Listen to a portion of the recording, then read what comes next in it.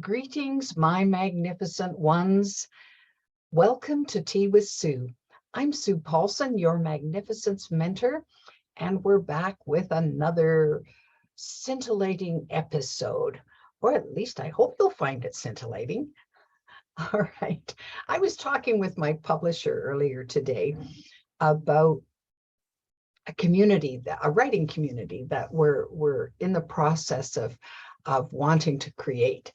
And because we were talking about, well, what's our passion for the work we're doing, and why are we doing what we're doing, and so on, I got all fired up, and I was just bubbling over with ideas and thoughts and things that had meaning for me and things that mattered to me.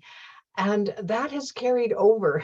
So I decided that the topic for today was going to be all about why we should seek meaning. Now, if you've listened to some other episodes of Tea with Sue, you know that I've had a reasonable amount of adversity in my life. I've had lots of stormy times and experience things that in the light of day, I would rather not have experienced. But I did. And for a period of time, I felt very victimized by all of them.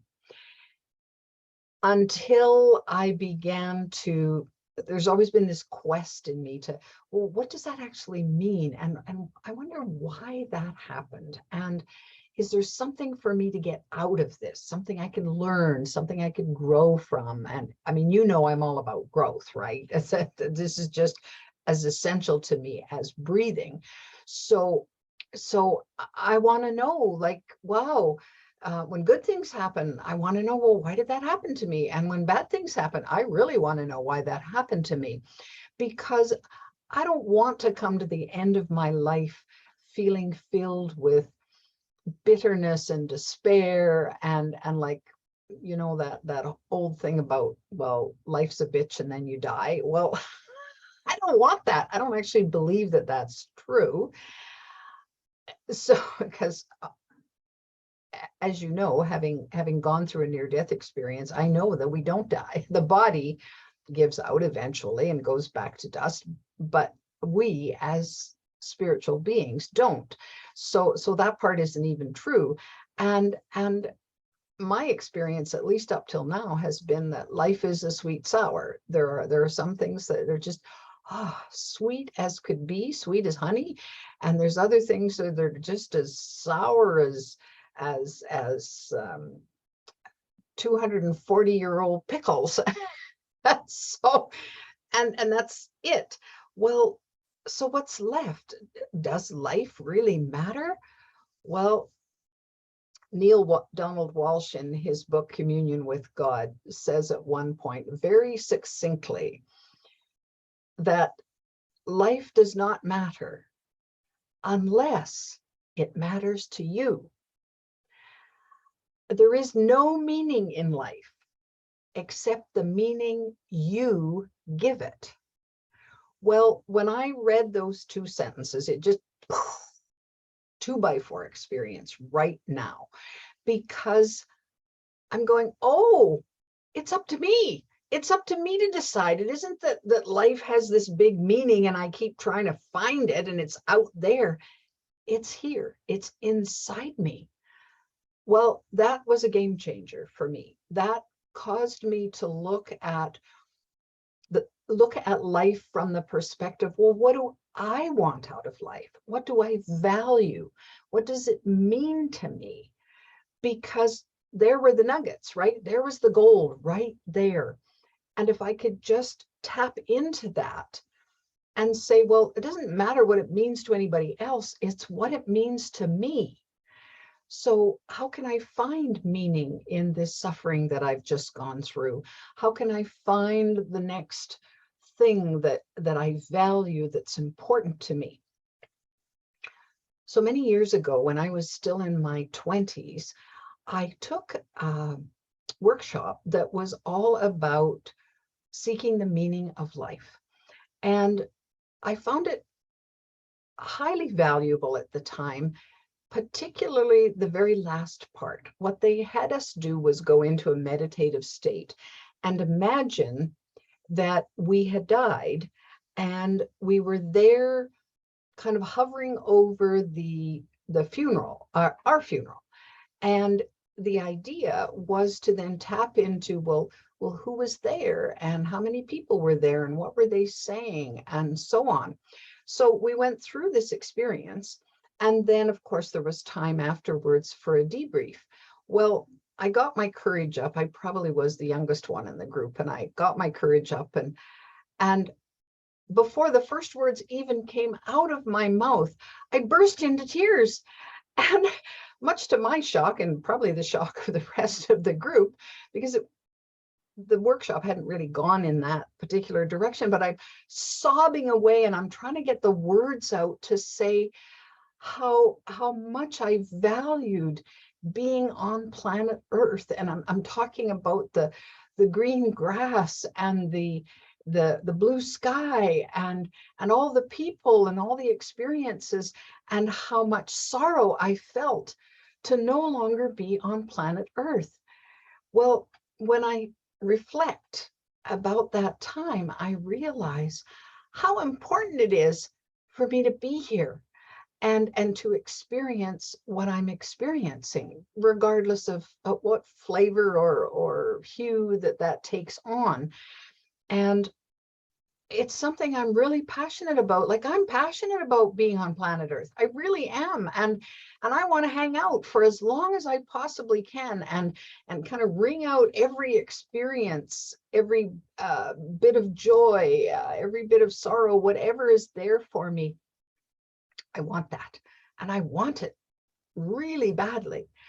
So obviously I'm still here because even though I came pretty close to death on more than one occasion, here I am. So that wish has been fulfilled. Okay, Sue, you're here for a while longer. Do I know how much? No. But just to kind of hedge my bets, I really want to get as much out of this life as I possibly can. I want to learn as much as I can. I want to grow as much as I can. So what about you? Is life just that constant slog to, oh, well, I got through another day. Oh, well, I survived that. Yeah, 3 cups of coffee later, and I think I can make it to the next coffee break. Is that it? Is there meaning in that for you? And maybe there is. I don't know. I just know that I've hungered for more, and not only have I sought more, but I've actually found more. There is more, and that means a great deal to me, to not only keep seeking and exploring and bringing in experiences that add to my life, but to actually find, oh yeah, that has a tremendous amount of value.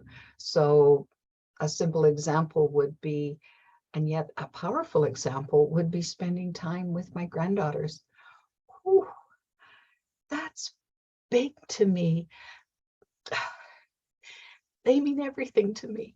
And to be here on planet Earth, to watch them grow and to watch them glow, to know that I have a small part in that as their Nana Sue.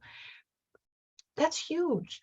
That gives great meaning and adds great meaning to my life.